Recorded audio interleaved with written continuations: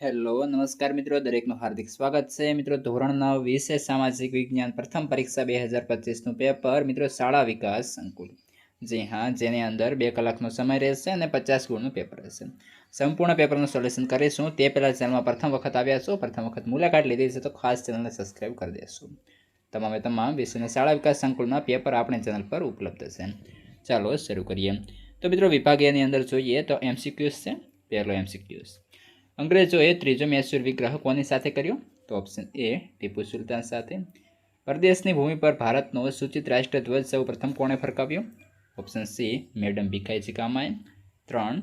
Doctor Baba Saheb આંબેડકરે કયા હકને બંધારણનો આત્મા કહ્યો છે? ઓપ્શન એ સ્વતંત્રતાના હકને. ત્યારબાદ કયું વિધાન ખોટું છે? તો અહીં આપણને ઓપ્શન સી જે ધ્રુવીવાળું જે છે એ ઓપ્શન ખોટું બનશે. આગળ જોઈએ ખાલી જગ્યા. ખાલી જગ્યાના પ્રયત્નથી ભારતમાં અંગ્રેજી શિક્ષણ આપવાની શરૂઆત થઈ. તો આવશે મેકોલે. 6. 10 જાન્યુઆરી ખાલી જગ્યાના દિવસે રાષ્ટ્રીય સંઘની સ્થાપના કરવામાં આવી અથવા રચના કરવામાં આવી. તો 1920. 7. સહકારના આંદોલનના ભાગરૂપે અંગ્રેજી શિક્ષણ છોડી તેના સ્થાને રાષ્ટ્રીય શાળાની સ્થાપના થઈ. તે સમયમાં ગાંધીજી દ્વારા ખાલી જગ્યા વિદ્યાપીઠની સ્થાપના કરવામાં આવી. તો જામિયા મિલિયા વિદ્યાપીઠ. આગળ વધીએ. શું 8મા નંબરે છે? વિસર્પી નદીઓમાં પૂરના પ્રકોપને કારણે ખાલી જગ્યા જેવા સરોવર રચાશે? તો ઘોડાની નાળ જેવા. ખરા કે ખોટા? અમેરિકાના દલાલ સ્ટ્રીટ સંકટે વૈશ્વિક મહામંદીનું સર્જન કર્યું હતું? ખોટું. શ્રીમદ રાજચંદ્ર ગાંધીજીના આધ્યાત્મિક ગુરુ હતા? ખરું. ચિલ્કા લગ્ન સરોવર છે? ખરું. ત્યારબાદ આપણે જોડકા જોઈશું, જેની અંદર 2 માર્ક્સના જોડકા છે. WHO તો કે એક આરોગ્ય સંસ્થા છે, વિશ્વ આરોગ્ય સંસ્થા. અને ભારતનો પ્રથમ સૂર્યોદય તો મિત્રો અરુણાચલ પ્રદેશની અંદર થાય છે. આગળ 14મા નંબરે સંક્ષિપ્તમાં જવાબ કોઈ શબ્દ આપેલો હશે તે આપણે સમજાવવાનો રહેશે. અહીં છે ગોળાર્ધ. તો કે વિષુવવૃત્ત પૃથ્વીનો જે 2 સરખા ભાગમાં વિભાજન કરે છે તે દરેક ભાગ પૃથ્વીનો ગોળાર્ધ કહેવાય. વિષુવવૃત્તથી ઉત્તર આવેલો ભાગ ઉત્તર ગોળાર્ધ અને દક્ષિણ આવેલો ભાગ દક્ષિણ ગોળાર્ધ. પ્રશ્ન 15, રેગોલિથ એટલે શું? તો કે ભૂમિ આવરણમાં ખડકોના નાના મોટા ટુકડા, કાંકરા, માટી, રજ વગેરે હોય છે જેને રેગોલિથ કહેવામાં આવે છે. રેગોલિથમાં શરૂઆતમાં ફક્ત જૈવિક દ્રવ્યો હોય છે. ત્યારબાદ મિત્રો વિભાગ બી તરફ. વિભાગ બીની અંદર દરેકના 2 ગુણ રહેશે. ખાસ કરી તમે જોઈ લેજો, બ્લુ પ્રિન્ટ ખૂબ જ મહત્ત્વની છે. કોઈ પણ 6 આપણે જે છે મિત્રો પ્રશ્ન લખવાના થશે. પહેલો પ્રશ્ન છે, કારણ આપો 22 જાન્યુઆરી 1905ના દિવસને રશિયાનો લોહિયાળ રવિવાર તરીકે ઓળખવામાં આવે છે. ઉત્તર લખો. તો કે 22 જાન્યુઆરી 1905ના રવિવારના દિવસે ફાધર ગેપોન નામના એક પાદરીના નેતૃત્વ નીચે એક વિશાળ લોકોનું સર્કસ ઝાર નિકોલસ બીજાને આવેદનપત્ર આપવા તેના મહેલે ગયું. બધા લોકો નિશસ્ત્ર હતા. આ લોકો પર ઝારે લશ્કર દ્વારા ગોળીબાર કરી હજારો નિર્દોષ લોકોને મારી નાખ્યા અને હજારોને ઘાયલ પણ કર્યા. સેન્ટ પીટર્સબર્ગના ઝાર મહેલ આગળનો બરફ લોહીથી લાલ થઈ ગયો. આથી 22 જાન્યુઆરી 1905ના દિવસને રશિયાનો લોહિયાળ રવિવાર તરીકે ઓળખવામાં આવે છે. આગળ વધીશું. ચિત્ર ઓળખો. તો કે મિત્રો આ ચિત્ર છે યુએનનું, તો જેનું ફૂલ ફોર્મ છે યુનાઇટેડ નેશન્સ. તો તેનો લોગો છે. સંયુક્ત રાષ્ટ્ર એક આંતરરાષ્ટ્રીય સંગઠન છે જેની સ્થાપના 1945માં બીજા વિશ્વયુદ્ધ પછી કરવામાં આવી હતી. તેનો મુખ્ય હેતુ વિશ્વમાં શાંતિ અને સુરક્ષા જાળવવાનો હતો, રાષ્ટ્રો વચ્ચે મૈત્રીપૂર્ણ સંબંધો વિકસાવવાનો અને આંતરરાષ્ટ્રીય સમસ્યાઓનું નિરાકરણ લાવવાનો છે. ત્યારબાદ આગળનું ચિત્ર આપણે સૌ જાણીએ છીએ, વાકેફ છીએ, જલિયાવાલા બાગ હત્યાકાંડ 13 એપ્રિલ 1919. પ્રથમ વિશ્વયુદ્ધ પછી બ્રિટિશ સરકારે ભારતમાં વધતા જતા રાષ્ટ્રવાદને દબાવવા માટે રોલેક્ટ એક્ટ જેવો કડક કાયદો લાગુ કર્યો. આ કાયદા હેઠળ કોઈપણ વ્યક્તિને શંકાના આધારે જેલમાં પૂરી શકાય તેમ હતું, જેના કારણે ભારતીયોમાં ભારે રોષ હતો. તો કે આ ઘટના, આ કાયદા વિરોધમાં એપ્રિલ 1919ના રોજ પંજાબના અમૃતસર ખાતે આવેલા જલિયાવાલા બાગમાં હજારો લોકો એકઠા થયા. આ દિવસે પંજાબનો પ્રખ્યાત તહેવાર વૈશાખી પણ હતો. બ્રિટિશ સૈન્યના વડા જનરલ ડાયરે બાગના એકમાત્ર પ્રવેશ દ્વારને બંધ કરી દીધો અને નિર્દોષ લોકો પર ગોળીબાર કરવાનો આદેશ આપ્યો. પ્રશ્ન 4 છે, સંસદીય પદ્ધતિની સરકારના લક્ષણો. ઉત્તર જોઈએ. તો કે સંસદીય પદ્ધતિની સરકારમાં લોકો સર્વોપરી હોય છે. ભારતીય સંસદ દ્વિગૃહી છે. ઉપરનું લોકસભા, નીચલું ગૃહ રાજ્યસભા. ઉપલું ગૃહ રાજ્યસભા, નીચલું ગૃહ લોકસભા છે. લોકસભાના સભ્યોને દેશના સામાન્ય મતદારો પુખ્ત મતાધિકારના ધોરણે ગુપ્ત મતદાન પદ્ધતિથી ચૂંટે છે. લોકસભાની મુદત 5 વર્ષની હોય છે અને દરેક રાજ્યને તેની વસ્તીના પ્રમાણમાં બેઠકો મળે છે. રાજ્યસભા કાયમી ગૃહ છે, એટલે કે તેનું વિસર્જન થતું નથી. ઓકે, અને 2 વર્ષે તેના સભ્યોની કુલ સંખ્યાના 1/3, અહીં મિત્રો 13 છે, તેના બદલે અહીં લખી દઈશું ભાગના નિવૃત્ત થાય છે અને તેવા જ નવા સભ્યો જે છે ચૂંટાય છે. રાજ્યસભામાં સંપૂર્ણ વિસર્જન થતું નથી. અહીં મિત્રો જે છે દર 2 વર્ષે 2/3 સભ્યો નિવૃત્ત થશે.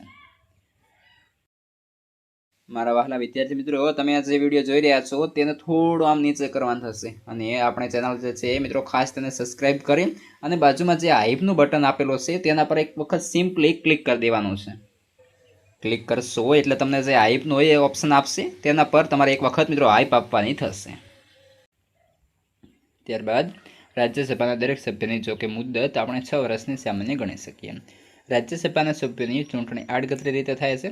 તેની કુલ સભ્ય સંખ્યા 250 છે, જેમાંથી 238 સભ્યોની ચૂંટણી પ્રત્યેક રાજ્યની વિધાનસભાના સભ્યો તે રાજ્યની વસ્તીના ધોરણે કરે છે. બાકીના 12 સભ્યો રાષ્ટ્રપ્રમુખ, વિવિધ ક્ષેત્ર નિષ્ણાત અને વિશેષ પ્રતિભા ધરાવતી વ્યક્તિઓને નિમે છે. સંઘ સરકારનો વહીવટ રાષ્ટ્રપ્રમુખના નામે અને દરેક રાજ્યનો વહીવટ રાજ્યપાલના નામે ચાલે છે.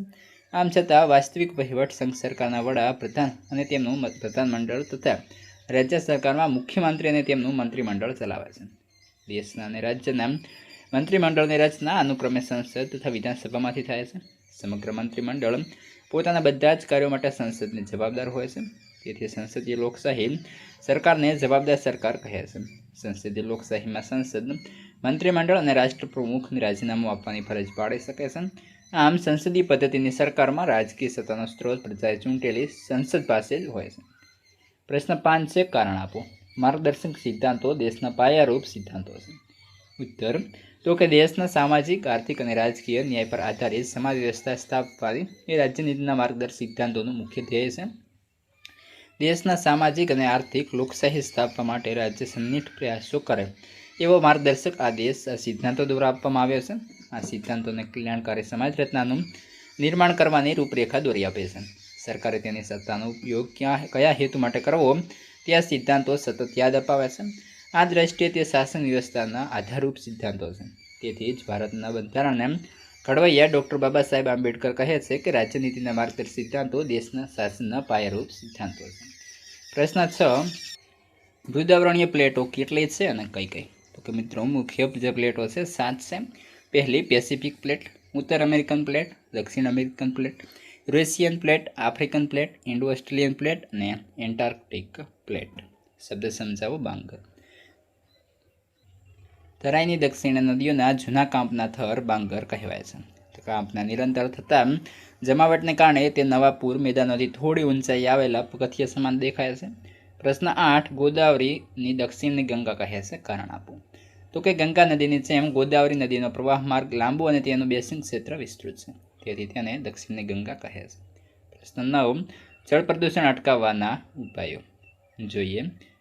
તો કે જળ પ્રદૂષણ અટકાવવા બનાવેલા નિયમોનું કડકપણે પાલન કરાવવું અને NRCP દ્વારા શુદ્ધ જળ શુદ્ધિકરણ માટે બનાવેલા કાર્યક્રમોનો અમલ કરવો. ઔદ્યોગિક એકમો પોતાનું દૂષિત પાણી નદીઓમાં ન ઠાલવે તે માટે કડક કાયદા બનાવવા. ઉદ્યોગો દૂષિત પાણીને નદીઓમાં છોડતા પહેલાં તેની પર જરૂરી શુદ્ધિકરણ પ્રક્રિયા કરી અને રાસાયણિક જળમાં હાનિકારક તત્વો નાબૂદ થાય. દૂષિત પાણીને શુદ્ધ કર્યા પછી જ તેનો નદીઓમાં નિકાલ કરી શકાય તેવા સરકારી કાયદા બનાવવા અને તેનો ચુસ્તપણે અમલ કરાવવો. બધા નાગરિકોએ નદીનું પાણી ચોખ્ખું રહે તે માટે ઘરનો કચરો નદીમાં પાણીમાં ન ભળે તેની ખાસ કાળજી લેવી. ત્યારબાદ મિત્રો વિભાગ સી. મિત્રો વિભાગ સીની અંદર જો કે ક્વેશ્ચનના આન્સર બહુ લોંગ હશે, જેથી કરી આપણે જે છે આ જે ક્વેશ્ચન છે એ આપણે બોલી જઈશું, મોસ્ટ ઇમ્પોર્ટન્ટ રહેશે. તેના જવાબ પણ તમે વિડીયો સ્ટોપ કરીને જોઈ શકો છો, અથવા તો તેની PDF કઈ રીતના મેળવવી એ આપણે અંતમાં કહીશું. તો જોઈએ, પહેલો પ્રશ્ન રહેશે, કંપની શાસનની ભારત પર થયેલી સામાજિક અસરો. તૈયાર કરી લેશો. ત્યારબાદ સેકન્ડ છે, આફ્રિકામાં કઈ કઈ પ્રજાએ કયા કયા સ્થળે સંસ્થાનો સ્થાપ્યા. પ્રશ્ન 3, સંયુક્ત રાષ્ટ્રોની સલામતી સમિતિ મોસ્ટ ઇમ્પોર્ટન્ટ બની રહેશે. તે ઉપરાંત ગાંધીજીએ રોલેટ એક્ટને કાળો કાયદો શા માટે કહ્યો છે. પ્રશ્ન 5 નિવારક અટકાયત એટલે કે પ્રતિબંધિત અટકાયત ધારા વિશે આપણે સમજ આપવાની રહેશે, તેના વિશે લખવાનું થશે.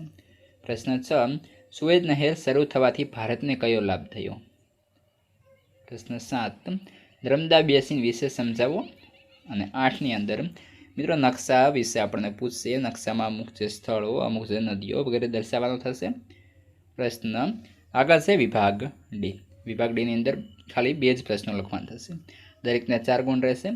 જોઈએ, ટૂંક નોંધ લખો દ્વિતીય વિશ્વયુદ્ધની રૂપરેખા, મોસ્ટ ઇમ્પોર્ટન્ટ. ત્યારબાદ મિત્રો અમુક જે આપણને શબ્દો કહ્યા છે તૈયાર કરી લઈશું. તો કે બંધારણના વિશેષ લક્ષણો પૈકી દ્વિગુહી સંસદીય પદ્ધતિ, સમવાય અને એકતંત્રીય વ્યવસ્થા, એકીકૃત અને સ્વતંત્ર ન્યાયતંત્ર, બંધારણમાં સુધારો, અદાલતી સમીક્ષા પર આપણે સવિસ્તાર લખવાનું થશે. આ જે વિભાગ ડી છે તો 4 ગુણના દરેક પ્રશ્ન છે તો લોંગ તો લખવું પડશે.